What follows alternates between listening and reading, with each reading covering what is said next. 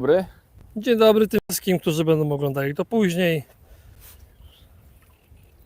Na razie czekamy, aż powbijają tu ludzie.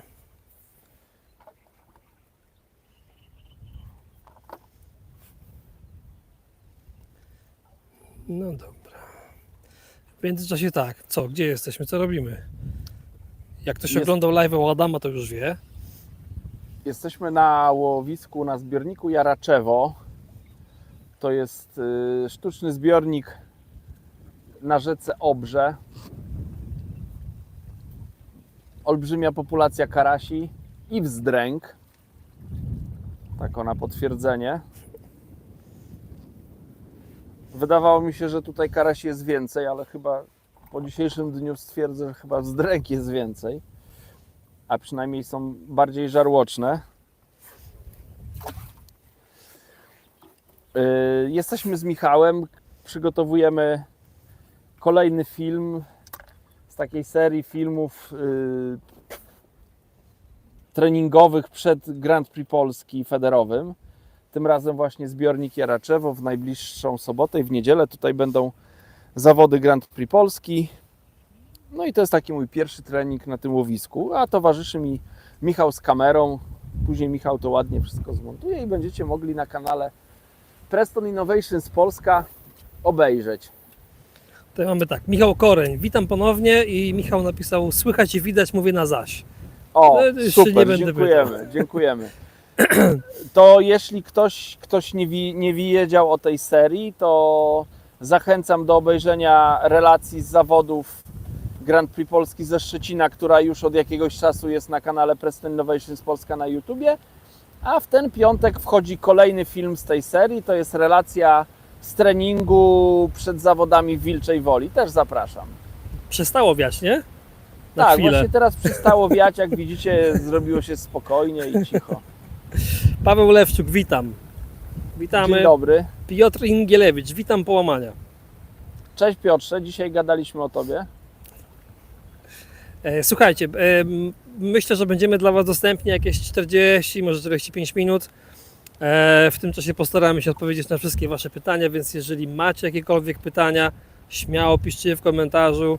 Jeżeli możecie zostawić pod tym live'em łapkę w górę, to śmiało ją zostawcie.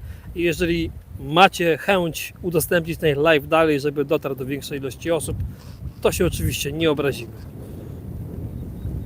I dajcie znać, czy u Was też dalej tak wieje, no tak jak u nas. Ja nie wiem, może to minie w końcu, ale raczej nie. No nie, no coraz mocniej wieje. Ale przed chwileczką jak stałem, to już tak sobie myślałem, o, coś przestaje. Michał Rusin, witam bardzo serdecznie. Dzień dobry. Krzysztof Wróbel, dzień dobry. Dzień dobry. Michał K. Maciej K. Witam, co to za okulary ma na nosie Adam?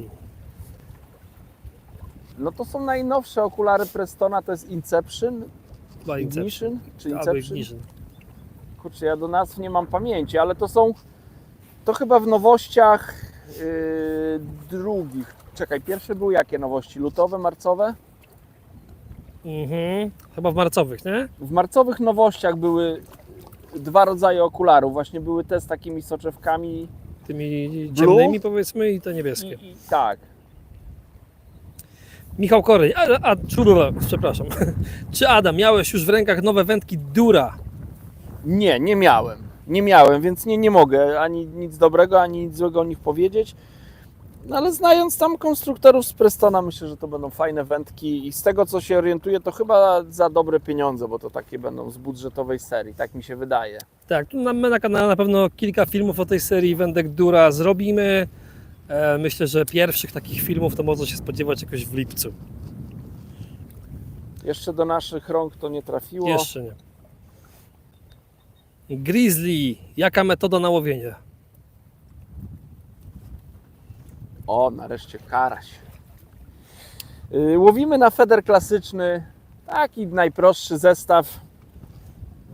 Wędzisko, kołowrotek z plecionką i na końcu strzałówka ze skrętką, więc taki klasyczny feder klasyczny. Michał Rusin się pyta, czy bierze coś. Cały czas. Tak, brań jest dużo, ja nie wiem, myślę, że wielu wędkarzy kojarzy łowisko Jaraczewo, no to jest bardzo rybne łowisko. O, głównie tutaj się łowi, czy tam powinno się łowić tej wielkości karasie i większe. I tych brań jest dużo. Ostatnio tutaj okręg, bo to jest woda zarządzana przez okręg PZW Poznań. Były zawody i z tego co widziałem w wynikach to ponad 38 kg były najlepsze wyniki, więc możecie sobie wyobrazić, ile to rybek trzeba złowić, jak one muszą dobrze brać, żeby tyle ryb złowić, jak to sprawnie. Takie wielkości, nie? No ja myślę, że zwycięzcy mieli tutaj jakiś tam, Bonusy. no myślę, że mieli troszkę większe te karasie, bo ja pamiętam tutaj z zeszłego roku, no to w drugiej turze jak mi przyszły karasie, to miałem takie karasie, myślę, że po 800 gramów, takie tutaj w końcówce łowiłem i one bardzo mocno mi tam podbiły tą wagę. Piotr Ingilewicz napisał, że miło, że o nim rozmawialiśmy. No ja będę się, Piotrze, z Tobą kontaktował w sprawie spotkania i wspólnego wędkowania, więc pewnie po zawodach, na spokojnie. Patryk Andrzejewski, siemanko, no i to mi się podoba. Przed obiadem ryby, no i po obiedzie ryby. Tylko, że my obiadu jeszcze nie jedliśmy.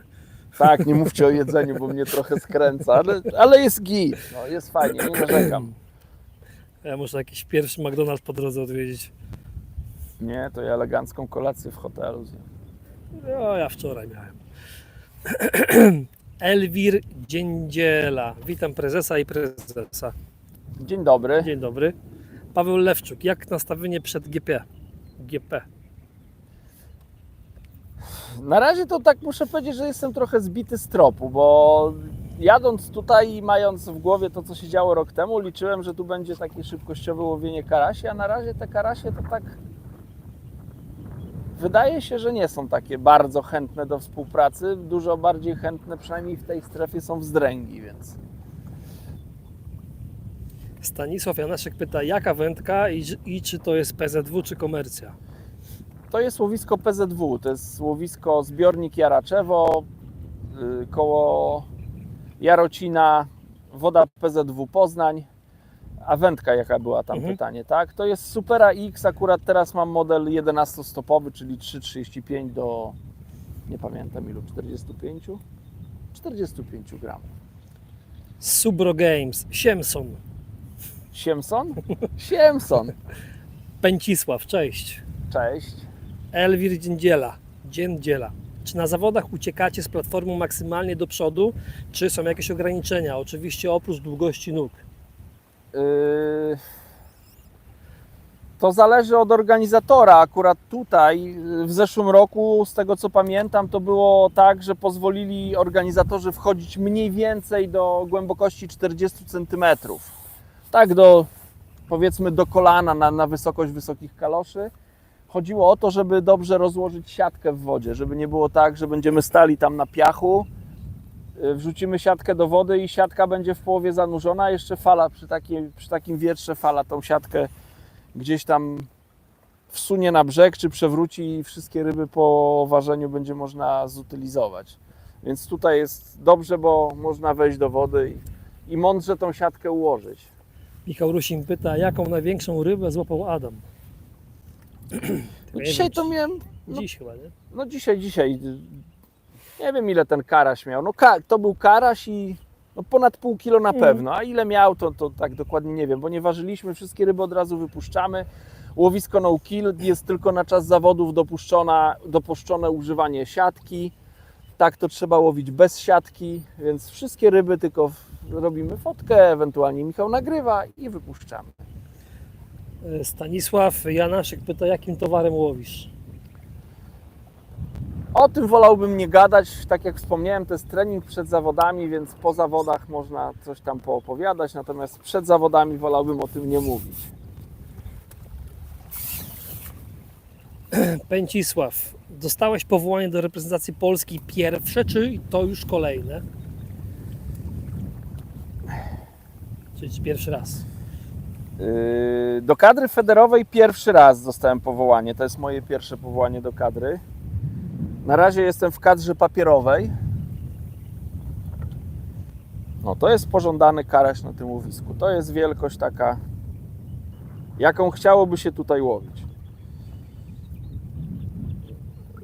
Przez wiele lat byłem członkiem kadry spławikowej, natomiast w federowej to było moje pierwsze powołanie. Ale tak jak mówię, to jest kadra papierowa, czyli dostałem świstek, że jestem w kadrze i nic z tego nie wynika.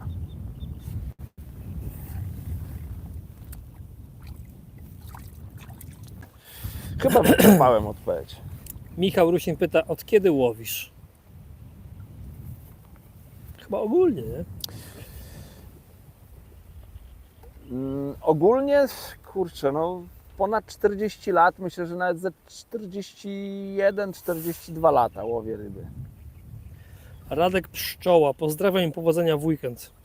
Pozdrawiam, nie dziękuję i też życzę powodzenia.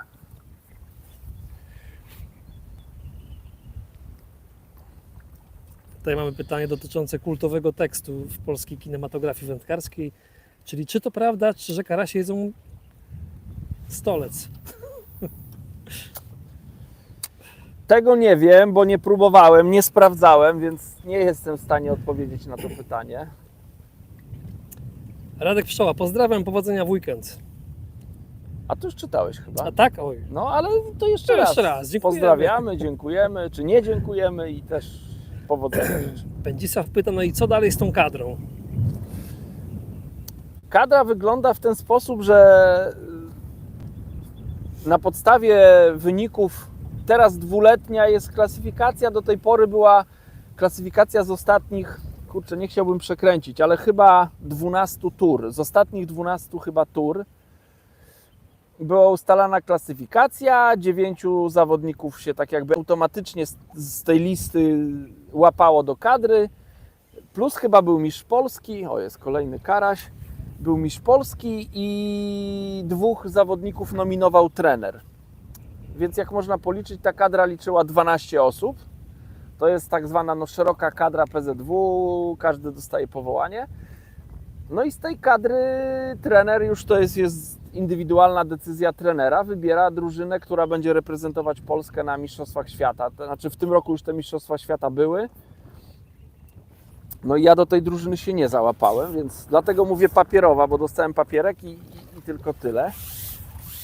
Ale no, walczę cały czas, żeby gdzieś tam może wyżej wystartować, no bo moim celem są starty w Mistrzostwach Świata. No, po to startuję tutaj i myślę, że większości zawodników, którzy jeżdżą na Grand Prix Polski, żeby gdzieś tam zaistnieć na świecie, no, czy sprawdzić się na świecie.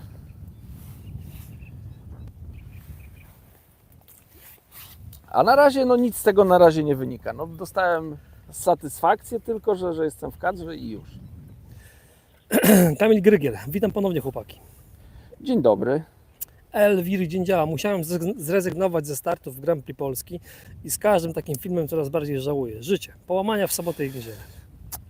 No ja to rozumiem, bo różne są przyczyny tego, że ludzie rezygnują i nie wnikam nawet, jaka była tutaj przyczyna, no ale tak to jest, no. Jacek Wypło, na jakiej podstawie PZW wybiera zawodników na Mistrzostwa Świata, że Adama zabrakło w Hiszpanii? No ale to już chyba wyczerpałeś, nie? Czy coś jeszcze? No wybiera trener po prostu. Jest trener kadry narodowej i trener ma pełnię władzy, żeby wybrać, powiedzieć ty jedziesz i tyle, no. I wybiera sobie takich żołnierzy, jacy mu są potrzebni tam do których ma zaufanie, sprawdzonych. Akurat polska drużyna w ostatnich latach miała bardzo dobre wyniki, no bo w zeszłym roku było chyba 4. miejsce drużynowo, albo jakoś tak. 2 lata temu było 5., więc no, trener stawia na tych samych zawodników, z którymi miał takie bardzo dobre wyniki i tyle. No. Ja jeszcze wtedy dobijałem się do kadry, więc... Michał Rusin, ładne widoki tam widać. No to jest ogólnie ładnie. Ładnie jest, naprawdę jest tutaj fajnie. Mimo że ten krajobraz taki jest dosyć płaski, ale jest ładnie. I zielony. Naprawdę jest ładnie, tak. Dzisiaj nas parę razy tutaj Bielik zaszczycił swoją Tak, obecnością. Paweł Lewczuk, jakie wnioski wyciągnięte po poprzednim Grand Prix? No ja akurat tam w tej Wilczej Woli w sumie przyzwoity wynik, może nie super, taki idealny, no bo idealne to jest zwycięstwo, ale 7. miejsce w generalce, nie ma krzywdy, dobre punkty do dalszej klasyfikacji. No taki główny wniosek mój był, żeby tam akurat mówię nam, bo myślę o sobie i o Krzyśku Turku, z którym współpracuję. Mamy taką międzynarodową ekipę Niemiec z Turkiem. Czekaj, przejdę z drugą stronę, bo się muszę wody napić, ale mów. Więc my współpracujemy, no i nam dobre ryby dało łowienie z bliskiej odległości. Tam niewielu wędkarzy to próbowało, natomiast ta bliższa linia nam odpalała i Krzyśkowi, i mnie w jednej i w drugiej turze. Ja to sprawdziłem na treningu piątkowym, super mi to się sprawdziło, więc jak ustaliliśmy z Krzysiem, co robimy, no to ta krótka linia to był taki strzał, powiedziałbym, w dziesiątkę, który dawał nam pewne brania i dobre ryby. No i ryby, które dawały bardzo wysokie miejsca w sektorze. Wydaje mi się, że trochę się zmieniło to łowisko od treningu przez wiatr i przez zimno, które tam było. I chyba z przynętami do końca nie trafiliśmy tam, dlatego mieliśmy takie dobre jakieś okresy, że łowiliśmy po parę leszczy z rzędu, później te leszcze jakoś tam omijały to nasze stanowisko, więc tutaj nie do końca były dopracowane przynęty, ale ogólnie wynik ok. Łukasz Delfiński, pozdrawiam Adamie. Cześć Łukaszu. Cześć, Pamiętasz Łukasza? Tak, A, pamiętam no to Łukasza. dobrze. Myślałem, że z nazwiska. Pamiętam Łukasza, ja to myślę, że tam jeszcze, może pewnie nie w tym roku, ale może za rok gdzieś wybierzemy jeszcze do Łukasza raz. Kamil Grygiel, jakieś lepsze ruchy na szczytówce między live'ami? No to jest trening, więc tutaj sprawdzamy różne opcje. Poza tym jest nagrywany film, więc jak przygięło mocniej. Więc i Michał trochę połowił sobie, tak luźno do tematu podeszliśmy. Był moment słaby taki, że było bardzo dużo wzdręk. Teraz taki w sumie moment dobry nastał, że tych karasi jest troszkę. Akurat jest na live. Na live akurat bardzo dobre łowienie, takie jak tu powinno być według mnie. No.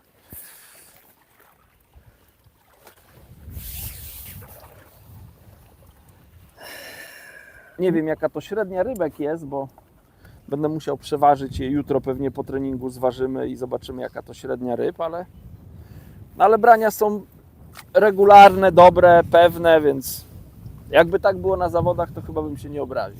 Michał Koryn, to jak już będziesz startował w Mistrzostwach Świata, to liczę na to, że zrobisz live'a z niego. To by było, nie? Pęcisław, a teraz powiedz Adam, co trzeba zrobić, aby powalczyć w tych Grand Prix Polski? Czyli domyślam się, co trzeba zrobić, żeby się dostać, nie? Tak, żeby dostać się do Grand Prix Polski, jak ktoś by chciał spróbować swoich sił, to zerknijcie na kalendarz imprez, czy terminarz imprez na stronie zgpzw.pl. Tam jest coś takiego jak terminarz imprez i tam w zakładce, czy nie wiem jak to nazwać, w tej części federowej jest coś takiego jak zawody eliminacyjne do Grand Prix Polski. I na te zawody praktycznie każdy może się zapisać, z tego co się orientuję. Ja tak trafiłem do Grand Prix Polski. Po prostu zapłaciłem wpisowe na zawody eliminacyjne, to wtedy były zawody na Nieliszu. W tym roku okręg Tarnobrzeg organizuje takie zawody, więc trzeba się zapisać na takie zawody eliminacyjne. No i nie pamiętam, kiedyś to była pierwsza 15, nie wiem ile teraz, czy pierwsza 15, czy pierwsza 20 z tych zawodów awansuje do Grand Prix Polski i z tego Grand Prix Polski tak jakby po tym roku zostaje 50, reszta powiedzmy wypada z Grand Prix Polski i ludzie z eliminacji awansują do Grand Prix Polski. Więc jak ktoś by chciał w przyszłym roku startować, To kwalifikacje. trzeba wystartować w eliminacjach. Michał Fręśko, czy Adam w fiderze klasycznym używa czasami jeszcze żyłek przy zestawie ze skrętką? No oczywiście, proszę bardzo. Tu mamy skręteczkę, tu mamy żyłeczkę. A linga główna plecionka. Tak, tylko że mam strzałówkę z żyłki. Fider Metod Polska pyta, gdzie łowimy? Zbiornik Jaraczewo. Janusz Górnik, pozdrawiam. Cześć Januszu. Ein Paweł, witam Cześć. Adamie. No, co się powiedzieć? Cześć Januszu i też pozdrawiamy Janusza. Też pozdrawiamy. Ein Paweł, witam Adamie. Jeśli mógłby Pan doradzić, jak w Metod Feeder utrzymać leszcze, które wchodzą i biorą. Ostatnio zdarza mi się, że wchodzą, bierze kilka sztuk i za chwilę odskakują na jakiś czas. Myślę, że jeżeli takie leszcze odskakują, to może to być związane z tym, że one tam po prostu nie mają się przy czym zatrzymać. Więc nie wiem, co jest, po pierwsze, jak duży Pan stosuje podajnik, po drugie, co tam do tego podajnika idzie. No bo jeżeli idzie sama zanęta, to ona fajnie zwabi leszcze, one przypłyną, ale jeżeli nie mają tam czegoś do zjedzenia, no to jest tak, jak my byśmy poszli, nie wiem, na jakąś imprezę, pięknie pachnie, przychodzimy na imprezę, a stoły tak nie za bardzo puste, tylko tam jakieś wazony są z zapachem, no to tak naprawdę to nas to nie przytrzyma. A jeżeli tam na tym stole będzie coś, co będziemy chcieli przekąsić, no to zostaniemy. A inna też sytuacja, jak będzie tam mało tych przekąsek, no to parę ludzi wpadnie, zjedzą te przekąski i też pójdą dalej. Więc przekładając to na język wędkarski, to po prostu, nie wiem, no, zwiększyć podajnik, w tę stronę bym spróbował, zwiększyć podajnik, dodawać peletu 2 mm, być może nawet do tego 2 mm dodawać jakiś czwórek, żeby te leszcze też tam zostały w tym łowisku. Być może nawet donęcać trzeba stanowisko, żeby te leszcze po prostu miały przy czym zostać w tym stanowisku. Taka jest moja teoria, od tego bym zaczął. Ona nie może być, wcale nie jest powiedziane, że mam rację, ale bym w ten sposób to odczytywał, że po prostu jest za mało przynęt na dnie. Michał Rusin. Adam, mówiłeś kiedyś w Morzu Bałtyckim? Tak. Łowiłem w Morzu Bałtyckim, łowiłem na surfcasting. Może tam wielu godzin nie spędziłem, ale troszkę godzin spędziłem i jakieś leszcze łowiłem, nawet konia pięknego złowiłem, węgorza, więc jakieś tam ryby, tak, łowiłem. Nabata, witam. A nasze złociutkie się zdarzają? Pozdrawiam. No nie, tutaj nie trafiłem. Nawet nie wiem, czy tutaj są te pospolite karasie. Wolałbym łowić pospolite, ale to łowisko jest tak zdominowane przez te wschodnie, powiedzmy, azjatyckie, że aż trudno sobie wyobrazić tutaj złotego. Chociaż może są też. Pewnie są, no. Kacper, panie Adamie, takie pytanie z innej beczki. Zajmuje się pan czymś poza Prestonem, w sensie praca? No jakieś tam mam aktywności, ale głównie jestem związany z Prestonem. Michał Koreń, wcześniej pytałem o różnicę między peletem Fin Perfect a Profit.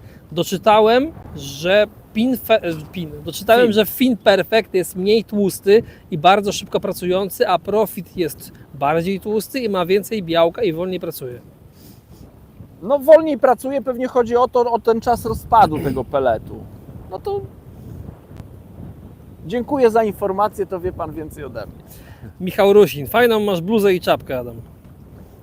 A dziękuję, to jest nowa czapeczka z nowej kolekcji. A bluza też, nie? Bo to A jest bluza Hydro. tak, też. To jest ta bluza, nie wiem czy ktoś widział. Czekaj, zatnę. Nie trafiłem. Zostawię. Bluza jest z tymi wodoodpornymi rękawami. Właśnie, może też zrobimy. Mam brudną rękę. Tutaj musicie mi uwierzyć, to jest mokre, ale ja nie czuję tutaj, żebym miał mokre w środku. Zaraz zobaczę, jak to wygląda. Chyba nie mam. Jak z zmyciem tego.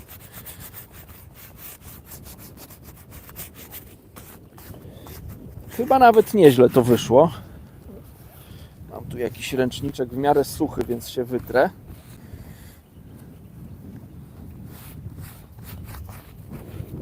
Tutaj nie myłem, ale tutaj gdzie umyłem, to zobaczcie, to zeszło. Też u góry zobaczymy. Nie testowałem tak tego jeszcze, ale może warto nieraz takie na żywo testy zrobić. Kurczę, jak to ładnie zeszło, zobacz Michał, czyściutkie. No. Więc słuchajcie, no polecam. Idziecie na ryby. Ja to zawsze jestem uchrzaniony tutaj po pachy. Może nie po pachy, po łokcie. Akurat tu jest ta wszywka wodoodporna do łokci, więc jak najbardziej działa. Mamy pytanie, czy nie za zimno Ci w tych woderach? Ciepło jest. Nie jest zimno. No, słuchajcie, tak naprawdę mamy 24 stopnie, no tylko że ten wiatr jakby No powoduje, wiatr jest, ale ale ten wiatr nie jest zimny, nie? Ale domyślam się, że tam przed kamerą to może wyglądać, że... Michał, ale mi jest zimno, naprawdę mi jest zimno. Znaczy, no bo Ty masz cały czas wiatr w twarz, nie? Tak. To tak, nie? Michał Fręśko, czy łowiąc filerem klasycznym, mając żyłkę 0,20, 0,22 na kołowrotek i na dystansie do 50 metrów, warto mi się przesiadać na plecionkę, skoro i tak często na wodach, których łowię, na których jestem, łowię liny, karasie i karpie. Myślę, że nie. Plecionka według mnie jedno ma zadanie. Jedyne zadanie plecionki dla mnie to jest wskazywanie brań. Więc jeżeli ktoś łowi i widzi brania i zacina ryby, to nie ma sensu stosować plecionki, według mnie. Bo zaleta plecionki się kończy w momencie zacięcia ryby. Bo plecionka jest sztywna, ona nie wybacza błędów, jest nierozciągliwa. Więc wtedy fajnie mieć żyłkę, która gdzieś tam podczas holu się rozciągnie. A wiadomo, takie ryby jak karpie, czy liny, czy nawet karasie nieraz biorą tak intensywnie, że myślę, że przy łowieniu na 50 metrach na żyłkę ja jestem w stanie zdjąć z klipa. Zatnę rybę, czuję, że jest karp, że odchodzi i jestem w stanie zdjąć z klipa. Jeżeli łowiłbym na plecionkę, parę razy miałem brania na feder klasyczny na plecionkę, nie miałem szans, po prostu karp urywał od razu przypon. To trwało ułamki sekund. Więc jeżeli takie ryby i jest dobra sygnalizacja brań, nie ma sensu zmiany na plecionkę. Plecionka tylko do sygnalizacji brań. Takie jest moje zdanie. Kamil Grygry pisze, jak jest ciepło i wieje wiatr, to jest ciepło. Tak, najgorszy jest wiatr.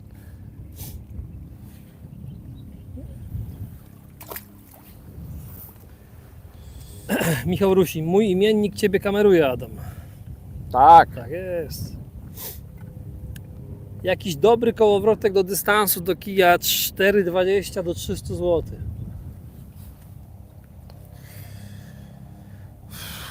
Chyba nie doradzę. W Prestonie nie ma takich kołowrotków. Ja nie kojarzę. No, Chyba nic mądrego tutaj nie doradzę. no nie.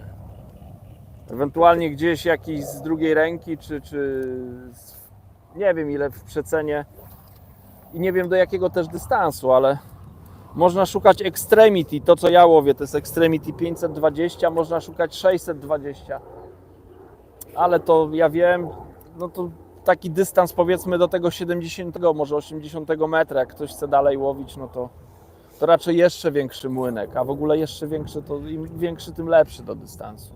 To intensity wtedy, ale one droższe są. Michał Rusin pyta, Adam, ile masz lat, jeśli można spytać? 48. 7,6 rocznik.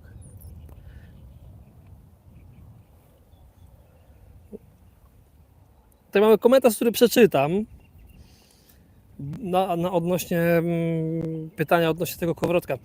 Jest odpowiedź, że tak myślałem, że prócz Prestona nic nie polecisz, lokowanie musi być. No to nawet nie chodzi o to, że lokowanie. Ja po prostu nie rozeznaję się w temacie. Akurat sprzęt Prestona użytkuję w różnych sytuacjach, dużo tym łowię, więc mogę coś na ten temat powiedzieć. No, Tak, wiadomo, no, jestem ambasadorem tej marki, więc używam tylko sprzętu tylko tej marki i mogę o tym sprzęcie opowiadać, no bo on jest przetestowany przeze mnie. A skoro nie używam sprzętu innych marek, no to nie chcę Wam nawijać farmazony jakieś na uszy i tyle, no. Dokładnie, ciężko polecić, więc to nawet nie chodzi o lokowanie produktu, ale po prostu nie używamy innego sprzętu. Słuchajcie, ja mam ten komfort z Prestonem, że to jest marka, tak jakby, no ja nie muszę na siłę jej polecać, no ja po prostu wierzę w ten sprzęt. Ja jestem przeszczęśliwy z tego powodu, że mogę nim wędkować, że mogę tego sprzętu używać, no bo dla mnie to jest świetny sprzęt po prostu, no.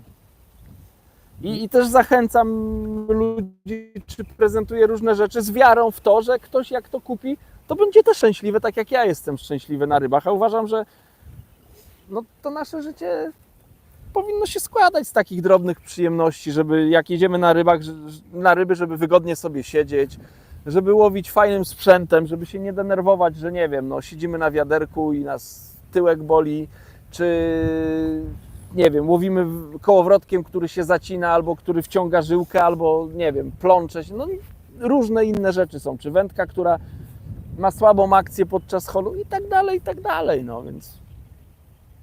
Michał Rusin, a Ty, Michał, ile masz lat? Ja mam 33. O, tak okrągło. Z Bizus. Adam z Zabrza. Witam Adamie. Poznaliśmy się u Jacka w Będzinie. Pamiętaj, że ryby na DD czekają na Ciebie.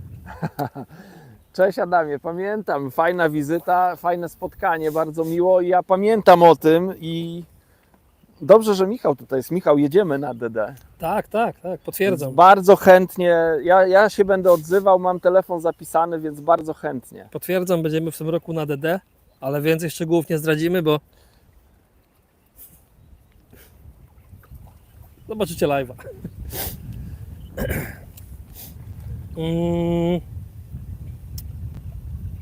FPU Grzebinoga. Witam.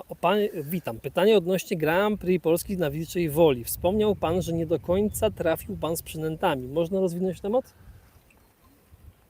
No z tego co słyszałem, to tam tak naprawdę taką bezpieczną przynętą, która dawała ryby, to był sam Jokers. No ja oprócz tego Jokersa używałem jeszcze innych przynęt, używałem kasterów, dendroben, więc myślę, że te przynęty jakoś no nie do końca już podczas zawodów tym rybom pasowały. Więc myślę, że tutaj tkwił błąd. Albo być może w nieodpowiednim dozowaniu, no bo nieraz to też jest tak, że przynęty są dobrze dobrane, ale dozowane w nieodpowiednich ilościach. Tego do końca nie wiem, no bo nie sprawdziłem, to są tylko przypuszczenia. Ten to taki mały karpik już prawie. Tak. Marcin Banakiewicz, witam ponownie. Dzień dobry. Emil Moss, dzień dobry. Dzień dobry. Michał Fręśko, jaką wędkę poleciłby Adam do łowienia w rzece Warcie w dużym uciągu? A co to znaczy duży uciąg, proszę napisać? I jaki dystans łowienia? O tak. Albo jakie koszyczki, jaki dystans? Łukasz Walędzik, witam serdecznie Panie Adamie. Jakieś okulary może Pan polecić z Prestona? Pozdrawiam ekipę. Kurczę, no mogę polecić. Te, co mam na nosie. Muszę przyznać, że...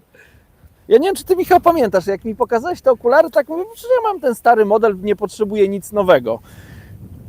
I no to gdzieś rzuciłem te okularki, gdzieś nad wodą założyłem te okulary i no uważam, że są lepsze od poprzednich okularów. Ja mam, no już ten mój wzrok nie jest jakiś tam doskonały, ale jak zakładam przynęty, to w tamtych okularach mi się te przynęty rozmazywały w palcach, a w tych dobrze widzę, więc ładnie, twarz jest osłonięta, one nawet mają taką nazwę, że one się overwrap chyba, czy coś takiego nazywają, że są takie właśnie bardzo mocno dopasowane, więc jak wieje wiatr, to mi oczy nie łzawią, bo te oczy są osłonięte przez te okulary. No jest fajna polaryzacja. Nie wiem, czy to będzie widać, Michał, dawaj, zrobimy może taki... Widać? O, średnio. Albo czekaj, To nie w tym obiektywie. ja Czekaj, teraz coś widać. I patrz, teraz obrócę No, i teraz nic nie widzisz. no jeszcze widzę. Co ty Ale gadasz? no tak średnio. No. Polaryzacja jest dosyć dobra, więc ja jestem bardzo zadowolony. Lekkie, plastikowe okulary, wygodne. To są Więc- okulary Inception albo Ignition, nie? Bo nie sprawdziliśmy w poprzednim live'ie. Jakieś skromne logo, więc nie jest jakieś takie nachalne. O, te okulary bym polecił. Krzysztof Faliński, cześć panowie. Dzień dobry. Cześć. Ein Paweł, dziękuję za odpowiedź dotyczącą leszcz na metodę. Proszę sprawdzić i dać znać, czy zadziałało. Michał Fęśko, około 25-30 metrów dystans na rzece, jakość i uciąg od 80 gramów do 130 gramów momentami. Warta w okolicach Poznania akurat mocno płynie. To żeby tak bezpiecznie łowić, do tych tak jakby dolnych, do tych lekkich koszyczków można spróbować wędki Ascension 3,80, ale chyba jeżeli miałbym polecić jedną wędkę, to Monster Extreme Distance model 3,80, 150 gramów wyrzutu. Świetny kij, na pewno będzie Pan zadowolony i cena jest... Ja do tej pory nie mogę zrozumieć, jak tak świetna wędka jest dostępna za tak nieduże pieniądze. I mówię to zupełnie szczerze. Jak zobaczyłem pierwszy raz cenę tej wędki, to myślałem, że ktoś się pomylił. Michał Rusin odpisał, że ja mam 30 lat i mieszkam w Toruniu. Pozdrawiamy Toruń. A moja żona pochodzi z Torunia, więc ja mam sentyment do Torunia. Bardzo często tam bywam i uwielbiam to miasto. Jakub Nowakowski, witam. Czym się Pan zajmuje prywatnie? Chodzi o pracę. Ale to dzisiaj prywatne pytania lecą, no. Dobra, no to może no mam żonę, 2 dzieci jeszcze. Czym się zajmuję? No różnych się rzeczy jakiś tam i mam, ale to są rzeczy związane z wędkarstwem. Więc tak około wędkarstwa się kręcę. Dorota H. Witam. Jaki rozmiar koszyka do wstępnego nęcenia będzie najlepszy i kiedy najlepiej sprawdzi się wstępne nęcenie? Kurczę, to wstępne nęcenie to jest tak rozległy temat, że chyba tutaj nie jestem w stanie tego rozwinąć. Ja do wstępnego nęcenia, ktoś mi nawet ostatnio mi jakoś w wiadomości prywatnej pytał o koszyki do wstępnego nęcenia. Ja do wstępnego nęcenia używam, zaraz Wam tutaj, takich powiedzmy tradycyjnych szklanek. Nie mam przy sobie tej szklanki, ale używam, to już takie Ten poprzedni też był taki. z tych większych, no. Takie już papuśne te karachy. Używam takich tradycyjnych szklanek Preston Baytap wielkość large, to jest plastikowy taki koszyk. To jest mój ulubiony koszyk, jak mam nęcić właśnie dużą szklanką. Mi telefon z ręki wyrwie. I tamten koszyk, o którym mówię, ma 30 gramów. Jak tam się naładuje towaru, to i czy w rzece, to i tak ten sam towar jest na tyle ciężki, że daje radę. Taki Baytap mały, to mogę tą wędką nawet wymienić koszyczek tej wielkości. Koszyczek, on ma 25 gramów. Ale nieraz i takim open windowem na start nęcę i takim heksmeshem. Więc to jest temat na, myślę, że nawet na książkę jakąś. Michał Rusin napisał: Toruń, fajne miasto, piękną starówkę mamy. Wiem, bo za każdym razem jak jestem, to jestem na Starówce. Właśnie moja teściowa mieszka blisko Starówki, więc za każdym razem tam jesteśmy. Ja też byłem kilka razy w Toruniu i bardzo ładnym. Jezu, no to chyba najmocniejszy dotychczas. No tak, no zobaczcie. Dobra, Michał, trzeba skrzydła bałwany na wodzie. rozwinąć. Słuchajcie, 37 minuta live'a, myślę, że jakieś jeszcze 3-4 minuty i będziemy go kończyć i też kończyć gdzieś tam nasz film, jeszcze kilka rzeczy trzeba dograć. Witam, jaka długość przyponów do bombki? Ja jak łowię na bombkę, to używam przyponów 38 cm. Preston ma takie piórniki, powiedzmy, czy takie etui na przypony, w których na plastikowych takich listeweczkach czy drabineczkach są montowane przypony. Można te przypony też kupić gotowe już na tych drabinkach i tam na magnesik się wkłada, więc ja z tego korzystam i 38 cm przyponów używam. Michał Rusin, nie, to już było. Michał Rusin, to może się spotkamy kiedyś w Toruniu. Może, ja tam, tak jak mówię, jak tylko mogę, to jeżdżę. Hej, jak dobrać się do dużych ryb na moim łowisku, jeżeli masa karpi 2 kg zawsze jest najszybsza?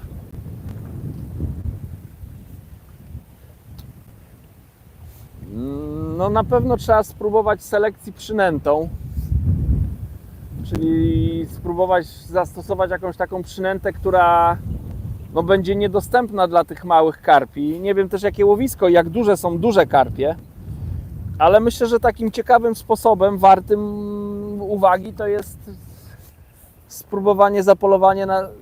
Trzeba by było spróbować zapolować na te karpie blisko brzegu. Ja mam taką teorię. Nie wiem też jakie łowisko, ale bardzo często na takich łowiskach, gdzie jest właśnie dużo małych ryb, to te duże ryby łowi się po prostu blisko brzegu.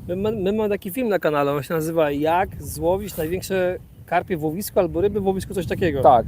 Kręciliśmy go chyba rok temu. Nawet 2. Tak, już 2? O Boże. No to 2. No, więc... Także odsyłamy i tam jest naprawdę Tam? masa ciekawych informacji, jak do tych właśnie I największych mieliśmy ryb się odzew dobrać. od wędkarzy, którzy po tym filmie spróbowali u siebie i łowili Działało. duże ryby. No i słuchajcie, chyba ostatnie pytanie. Adik pyta: witam, jak się podobało na Brodach?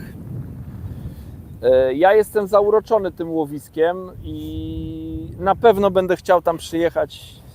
No ja myślę, że na pewno tam jakiś- zrobimy film. A, nawet tak, o. Także ja jestem zauroczony tym łowiskiem, świetna woda, kurczę, no przepiękne ryby. Akurat nie trafiliśmy w dobry moment, zdaję sobie sprawę, natomiast łowisko jest imponujące. I dziwię się, że do tej pory nie zostały tam rozegrane jakieś naprawdę takie najwyższej klasy zawody federowe w Polsce. Typu, nie wiem, Mistrzostwa Polski, Grand Prix Polski, bo to jest łowisko, które przyjmie wielu wędkarzy i na pewno zasługuje na takie zawody. Dobra, to jak mamy jeszcze jedną rybkę, to jeszcze jedno pytanie. Ekipa Kokosa, pyta się Sławek Stefański, witam. Na Dzień łowisko Jaraczewo to sama zanęta czy trochę gliny? Są zdania podzielone, pozdrawiam. No ja jeszcze nie mam do końca pewności. Tak cały czas tutaj kombinuję, sprawdzam. Nie wiem. Nie jestem w stanie jednoznacznie powiedzieć.